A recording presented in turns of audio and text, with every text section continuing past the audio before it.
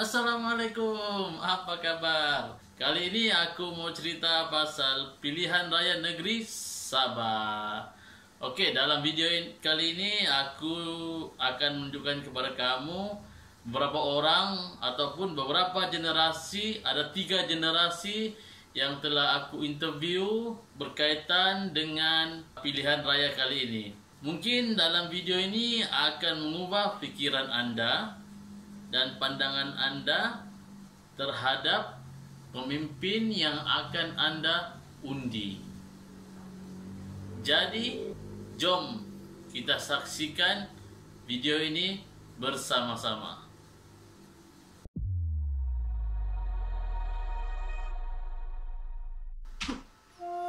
Oke, soalan yang pertama yang aku tanyakan kepada mereka yaitu berkaitan dengan ciri-ciri pemimpin yang mereka kehendaki yang akan menerajui kepimpinan pada masa akan datang.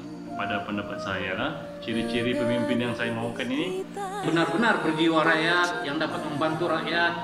Lebih kepada salah satu mempunyai credibility dan mempunyai integrity. dia perlu paham apa sebenarnya yang negeri Sabah ini perlukan untuk lebih produktif, lebih maju lah. Betul-betul boleh pimpin orang tu sentiasa memikirkan keadaan orang lain lah, macam gitu. Tidak pikirkan diri sendiri. Ciri-ciri pemimpin yang baik ni, pemimpin yang jadi diri sendiri. Contohnya dia tidak ikut cara orang lain untuk memimpin sesebuah rakyat. Jadi dia jadi dirinya sendirilah untuk pimpin rakyat. Dia ada caranya sendiri. Dia pikir inisiatif sendiri untuk selesaikan masalah rakyat. Juga mesra rakyat dan sentiasa turun padang melihat masalah rakyat. Dapat menolong rakyat, dapat memberikan kesejahteraan kepada kehidupan rakyat Di persekitaran kawasan. Dia tahu mau jadikan Sabah ni lebih maju dengan sumber-sumber yang ada di Sabah. Pemimpin yang berpegang dengan keadilan. Contoh macam dia tidak mementingkan sesuatu kaum untuk dia tolong. Dia pentingkan juga masyarakat yang lain, kaum-kaum yang lain untuk dia tolong. Dia adil dengan semua rakyat. Oke, seterusnya soalan kedua yaitu berkaitan dengan pandangan mereka terhadap pemimpin sebelum ini yang memerintah di negeri Sabah. Jom kita saksikan. Pandangan saya kepada pemimpin yang sebelum ini, Kurang menaikkan apa yang ada di Kinabatangan ini. Contoh, kita ada banyak kelebihan, ekosistem semua. Kita boleh jadi daerah yang boleh lebih maju dari sebelum ini. Tapi disebabkan pemimpin yang kurang cakna dengan hal tersebut, jadi kita kurang nampaklah apa-apa kemajuan yang ada di Kinabatangan ini. mereka memang jarang sekali untuk turun padang melihat masalah-masalah masyarakat, terutama di kawasan-kawasan mereka. Dan pemimpin-pemimpin tersebut lebih menjurus kepada mencari projek untuk berkemungkinan kepribadian mereka. Pemimpin sebelum ini, terus terang saya katakan, kalau pemimpin sebelum ini belum berjaya menjadikan Sabah ini setanding dengan negara-negara lain. Itu saya pandangan saya secara pribadi, memang belum berjaya ataupun boleh dikatakan gagal. Jadi kita pun sendiri maklum bahwa contohnya yang paling dekat adalah jalan raya di Sabah ini sangat teruk lah. Ya, jadi itu saya definisikan sebagai kegagalan. Dan salah satu daripadanya, mereka cuma mengharapkan pada jawatan-jawatan kuasa yang telah mereka lantik, dan mereka jarang sekali untuk hadir dan melihat serta meninjau masalah-masalah rakyat di kawasan-kawasan yang tempat mereka ada. Oke, terusnya soalan ketiga yang berkaitan dengan pandangan mereka terhadap pemimpin yang akan datang. Harapan saya lah sekiranya sesiapa sahaja yang akan menang pada pilihan raya akan datang ini, mementingkan tentang hal-hal pembangunan, pendidikan, kemudahan asas. dia telah berpikiran seolah-olah dia itu rakyat. Kalau dia rakyat, apa yang dia mau untuk Sabah ini, jadi bila dia sudah jadi pemimpin, dia tahu apa yang rakyat mau, jadi dia buat. Paling penting, kalau dia mampu memperbaiki satu kemudahan asas yang paling penting, selain daripada elektrik dan air, itu jalan raya. Jalan raya ni sangat penting sebab Sabah ni sama besar bah dengan Semenanjung. Kalau dia boleh buat kasih cantik berhabis, seperti yang rancangan Pen Borneo tu diteruskan dan dorang tambah lagi ke, upgrade lagi, itu memang betul-betul memberi efek yang besar kepada sosial, kepada ekonomi, dan kita tidak malulah sama pelancong yang datang di Sabah ni. Sabah ni kan terkenal dengan pelancong. Saya harap dia berlaku adil lah terhadap semua orang. Harapan saya kepada pemimpin-pemimpin yang akan datang, kena kerap turun padang untuk melihat dan meninjau segala masalah rakyat. Sebab apa yang lebih penting kepada rakyat ialah sumber ekonomi rakyat.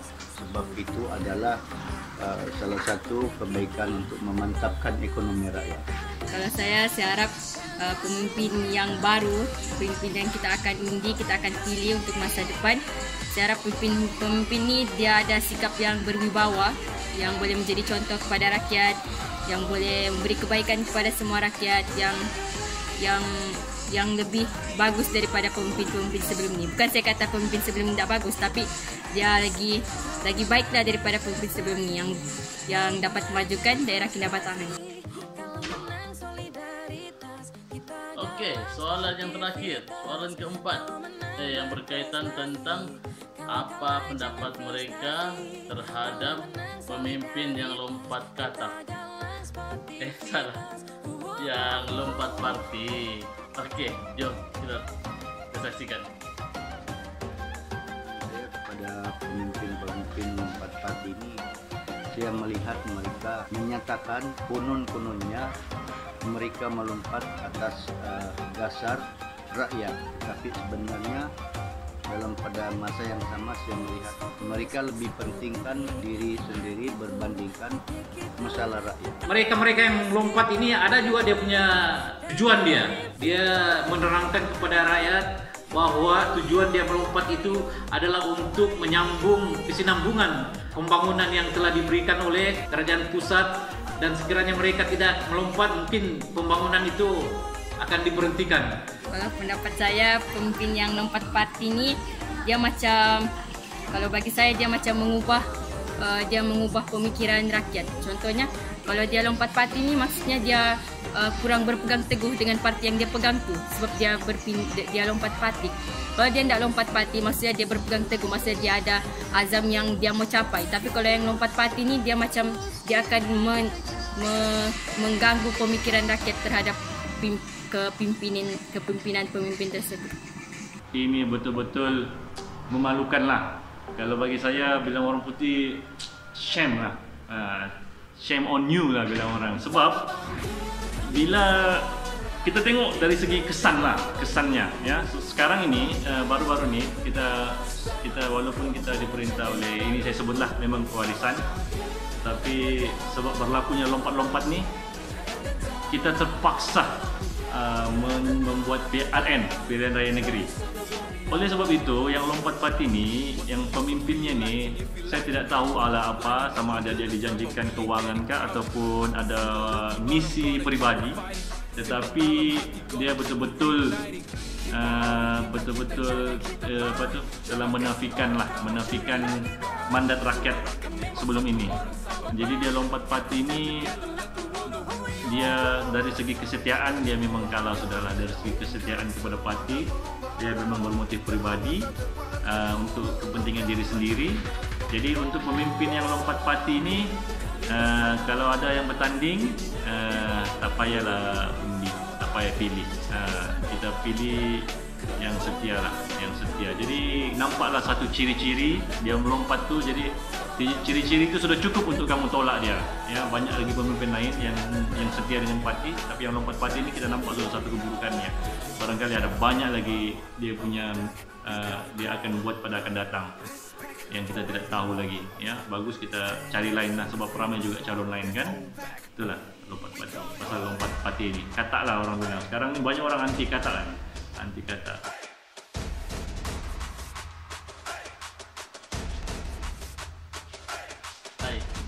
Oke, kamu sudah nonton kan semua tadi pendapat-pendapat orang, pendapat itu adik-adik, abang-abang, kakak-kakak, pasti kan. Jadi mungkin apa yang mereka katakan tuh ada betulnya juga kan.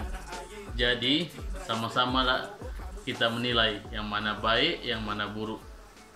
Kita ini kan diberikan akal untuk berpikir.